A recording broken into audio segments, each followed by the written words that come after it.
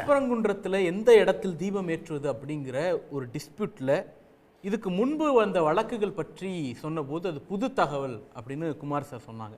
2014 2017 புது தகவல் கிடையாது. ஏன்னா 2017 ஜட்ஜ்மெண்ட் 7/12/2017 அன்னைக்கு கல்யாணசுந்தரம் பவானி சுப்ராயன் அமர்வு கொடுத்த ஜட்ஜ்மெண்ட் என்ன வேலிடேட் பண்ணுதுன்னா, ரிட்டு 1/5/2014 அந்த வழக்கினுடைய தீர்ப்பு சிங்கிள் ஜட்ஜ் அவருடைய தீர்ப்பை செல்லும்னு வேலிடேட் பண்றது தான் டபுள் இருநபர் நீதிபதிகளுடைய வேலையா இருக்கு. அது சொன்னதுனால அதுல ஒரே ஒரு விஷயத்தை மட்டும் தெளிவுபடுத்தணும். இபிஎஸ் கொஞ்ச நேரத்துக்கு முன்னாடி ஒரு அறிக்கையை ஒரு ஸ்டேட்மெண்ட் ஏதோ வந்திருந்தது. அவர் என்ன சொல்லியிருக்காருன்னா, தனி நீதிபதி உத்தரவை அப்பீலுக்கே போகாம 2 நாளைக்கு முன்னாடியே அமல்படுத்தி இருக்கணும் தான் இந்த பதட்டம் வந்திருக்காதுன்னு. அவருடைய அரசு எடுத்த முடிவு 7/12/2017 அந்த தீர்ப்பே அரசு பெற்ற தீர்ப்பு, அவருடைய அரசு பெற்ற தீர்ப்பு.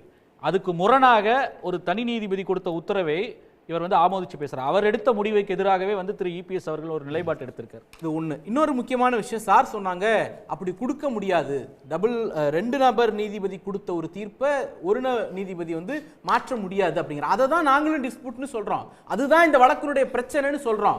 ஏற்கனவே ஒரு நீதிபதி இதை இப்போதைய நடைமுறையே தொடரட்டும்னு 2014 தீர்ப்பு கொடுத்து அதை 2 நீதிபதி உறுதி செய்த பிறகு இன்னைக்கு ஜிஆர் சுவாமிநாதன் திடீர்னு அடுத்த வழக்குல நீங்க அது ரெண்டுமே செல்லாது, நான் புதுசா வேற இடத்துல நீங்க கொண்டு விளக்கேத்துங்க அப்படின்னு நான் சொல்லுவேன்னு ஒரு தீர்ப்பு கொடுக்கிறார்.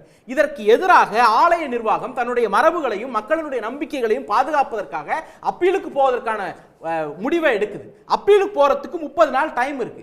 அந்த டைமுக்கு இடையிலேயே கண்டெம்ட் போட்டு நீ உடனடியாக 5 நிமிடத்தில் செய்ய, 10 நிமிடத்தில் செஞ்சு, 12 நிமிஷத்துல செய்ய அப்படின்னு ஃபோர்ஸ்ஃபுல்லா இதை அமல்படுத்துவதற்கான முயற்சியில அவர் ஈடுபடுகிறார். இன்னொரு முக்கியமான விஷயம், ஏன் இந்த பதட்டம் வருது அப்படின்னா, இந்துத்துவ அமைப்புகளுக்கும் இதை ஃபோர்ஸ்ஃபுல்லா நிலைநாட்டணும்னு நினைக்கக்கூடியவர்களுக்கு ஏன் பதட்டம் வருது அப்படின்னா, 2015ஆம் ஆண்டு ஒரு முக்கியமான தீர்ப்பு கரூர் மாவட்டத்தில் நடக்கக்கூடிய ஒரு விவகாரத்தில் வருது. கரூர் மாவட்டத்தில் ஒரு ஆலயத்தில் பார்ப்பனர்கள் உண்டு போட்ட எச்சில் இலை மீது உருளக்கூடிய ஒரு மரபு இருக்கு. அந்த மரபை தடை செய்து 2015ஆம் ஆண்டு 2 நீதிபதிகள் அமர்வு ஒரு தீர்ப்பு கொடுக்குறாங்க. அந்த 2 நீதிபதிகள் அமர்வுடைய தீர்ப்பை வயலேட் பண்ணி சிங்கிள் ஜட்ஜ் ஜிஆர் சுவாமிநாதன் அவர்கள் அதை அனுமதிக்கிறார். எச்சில் இலை மேல உருளு அப்படின்னு அனுமதிக்கிறார். அதே கதை தான் இங்கேயும் நடக்குது. 2 நீதிபதிகளுடைய தீர்ப்பை வயலேட் பண்ணி தான் சிங்கிள் ஜட்ஜா இவர் தீர்ப்பு கொடுக்கிறார். இதற்கு எதிராக கரூர் விவகாரத்தில் உச்சநீதிமன்றத்துக்கு போய் அந்த எச்சில் இலை வழிபாட்டை தடை செய்தது இங்க இருக்கக்கூடிய அமைப்புகள். அப்ப நீங்க அந்த அடிப்படையில் பார்த்தோம் அப்படின்னா, வெளிப்படையாக உச்சநீதிமன்றத்தினுடைய ஒரு இன்டர்வென்ஷன் நடந்துச்சு. அதே மாதிரி இப்போவும் நடந்துருமோ அப்படிங்கிற அச்சத்தின் காரணமாகத்தான் அவங்க உடனே அமல்படுத்து, 2 நிமிஷத்துல செய்ய, 1 நிமிஷத்துல செய்ய அப்படின்னு ஃபோர்ஸ் பண்றாங்க.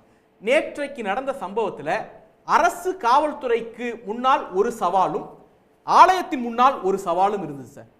ஒன்று, நான் மீண்டும் மீண்டும் சொல்ல விரும்புகிறேன், குமார் சார் சொன்னதாக இருக்கட்டும், யார் சொன்னதாக இருக்கட்டும், தர்கா தரப்பு என்ன நினைத்தது, முஸ்லிம் தரப்பு என்ன நினைத்தது, அது கேள்வியே இல்லை. இது ஹிந்து வெர்சஸ் முஸ்லிம் கிடையாது. ஆலய நிர்வாகமும் சங்கி கும்பலுக்கும் எதிரான சண்டை தான் இந்த சண்டை.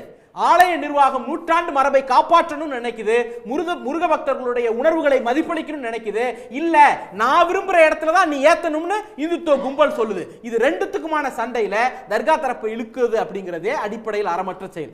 ஏன் இதை நான் மீண்டும் வலியுறுத்துறேன்னா, நான் திருப்பி சொல்றேன், ஆலயத்துக்கு நேற்று இருந்த சவால் நூற்றாண்டு மரபை காப்பாற்றுவது, பக்தர்களுடைய நம்பிக்கையை ஃபெய்த்தை காப்பாற்றுறது. காவல்துறைக்கு இருந்த சவால் கலவரம் ஏற்படாமல் தடுப்பது. நேற்றைக்கு ரெண்டையுமே செய்தார்கள். நூற்றாண்டு மரபுபடி வழக்கமான இடத்தில் தீபம் ஏற்றப்பட்டது. அதே போல அரசு தரப்பில் காவல்துறை தரப்பில் கலவரத்தை கட்டுப்படுத்தினார்கள். இது ரெண்டுலையும் நேற்று வெற்றி பெற்றிருக்கார்கள். நாளைக்கு இது அப்பீலுக்கு போகுது, அங்க தோத்து போறோம், அது இது எது வேணாலும் நடக்கலாம் சார். ஆனா மக்களுடைய நம்பிக்கையை காப்பாற்றிய வகையில் ஆலயமும், கலவரத்தை கட்டுப்படுத்திய வகையில் அரசும் போராடி வென்று இருக்கிறது. நாளைக்கு தோத்து போனா போராடி தோத்தோம்னு சொல்லிட்டு போறோம், அது வேற. என்னுடைய கேள்வி எல்லாம் ஒன்னே ஒண்ணுதான். 2018 உச்சநீதிமன்றத்தினுடைய சபரிமலை தீர்ப்புக்கு எதிராக அமித்ஷா சொன்ன ஒரு முக்கியமான வார்த்தையை நான் கோட் பண்ண விரும்புறேன். என்ன சொல்றாரு, இந்த மாதிரியான விஷயங்களில் நிறைவேற்ற முடியாத தீர்ப்புகளை வழங்குவதை நீதிமன்றங்கள் தவிர்க்க வேண்டும். எது? ஒரு நம்பிக்கையின் மீது நீங்கள் நிறைவேற்ற முடியாத தீர்ப்பை வழங்கக்கூடாது.